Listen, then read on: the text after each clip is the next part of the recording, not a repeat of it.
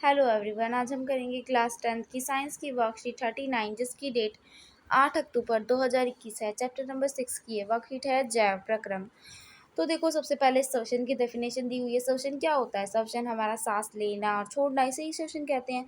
तो हम ऑक्सीजन को लेते हैं और कार्बन डाइऑक्साइड को छोड़ते हैं, तो वही श्वसन होता है। श्वसन में दो पार्ट आ जाते हैं, सांस लेना और कोशिकीय श्वसन।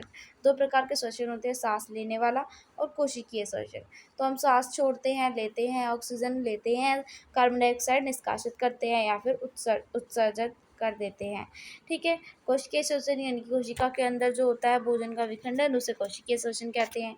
यह वायवीय और अवायवीय अंतर दे रखा है। वायवीय से पता चल रहा है कि वायु की उपस्थिति में, अवायवीय यानी कि वायु की अनुपस्थिति में वायु नहीं होती वहाँ, उसमें श्वसन। तो ये वायवीय श्वसन ऑक्सीजन की उपस्थिति में होता है, माइटोकॉन्ड्रिया में होता है। ये अनुपस्थिति में होता है और ये कोशिका द्रव्य में, विशेषकर यीस्ट कोशिकाओं में होता है। इसका अंतिम उत्पाद कार्बन डाइऑक्साइड जल होता है। इसका अल्कोहल और लैक्टिक अम्ल होता है। ग्लूकोज का पूर्ण अपचयन होता है इसमें, किसमें? कार्बन डाइऑक्साइड जल और ऊर्जा इसमें मुक्त होती है। और फिर इसमें पूर्ण अपचयन नहीं होता ग्लूकोज का, इथेनॉल लैक्टिक अम्ल कार्बन डाइऑक्साइड और ऊर्जा मुक्त होती है। इसमें अधिक ऊर्जा उत्पन्न होती है। ग्लूकोज का एक अणु लगभग 36 एटीपी के तुल्य ऊर्जा मौजूद करता है और इसमें दो अणु जो होते हैं एटीपी के रूप में तुल्य ऊर्जा मौजूद करता है। ठीक है। और इसमें कम ऊर्जा उत्पन्न होती है। ठीक है। नेक्स्ट है कि आपको ये डायग्राम गिवन है एंड ये डायग्राम बुक में दिया गया है एनसीईआरटी में। ठीक है।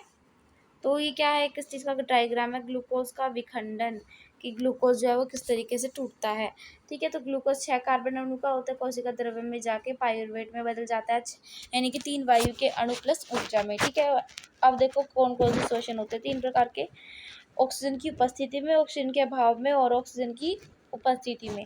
ऑक्सीजन की अनुपस्थिति, जब ऑक्सीजन नहीं होती तो वो रीस्ट कोशिका में होता है और 2 कार्बन अणु होते हैं इसमें, इथेनॉल कार्बन डाइऑक्साइड प्लस ऊर्जा इसमें उत्सर्जित होती है। ठीक है। बहुत इंपॉर्टेंट है ये डायग्राम। ऑक्सीजन का अभाव, जब ऑक्सीजन की कमी होती है तो वो हमारी मांसपेशियां पेशी कोशिका में होता है। ये लैक्टिक अम्ल प्लस ऊर्जा इसमें मौजूद होती है, 3 कार्बन अणु।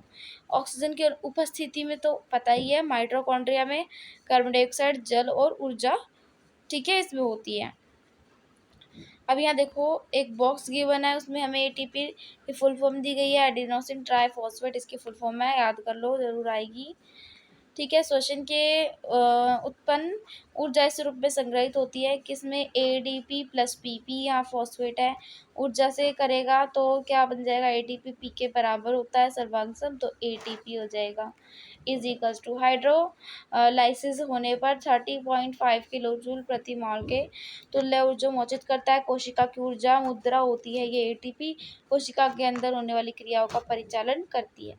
ठीक है। क्वेश्चन नंबर 1 है, कोशिका की ऊर्जा इकाई क्या है? तो एटीपी है। किस भाग में पाइरूवेट के विखंडन में कार्बन डाइऑक्साइड जल और ऊर्जा प्राप्त होती है? तो माइटोकॉन्ड्रिया में।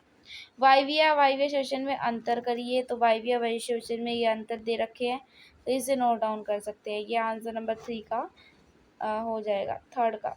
वायवीय श्वसन, अवायवीय श्वसन। पहले आप पूरा ये बॉक्स भी लिख सकते हैं, बाद में ये भी लिख सकते हैं, या फिर बीच में लाइन डाल के इस तरीके से भी लिख सकते हैं। ओके।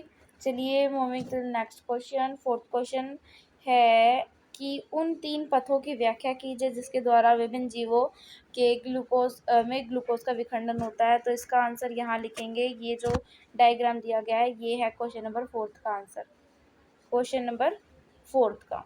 ठीक है। नेक्स्ट क्वेश्चन है, नेक्स्ट क्वेश्चन एटीपी का पूरा नाम। तो एटीपी का पूरा नाम एडिनोसिन ट्राइफॉस्फेट, तो ये बस इतना सा इसका आंसर हो जाएगा क्वेश्चन नंबर 5 का। तो आई होप यू अंडरस्टैंड। अच्छे समझ आया तो वीडियो को लाइक करें, चैनल को सब्सक्राइब करें। Thank you.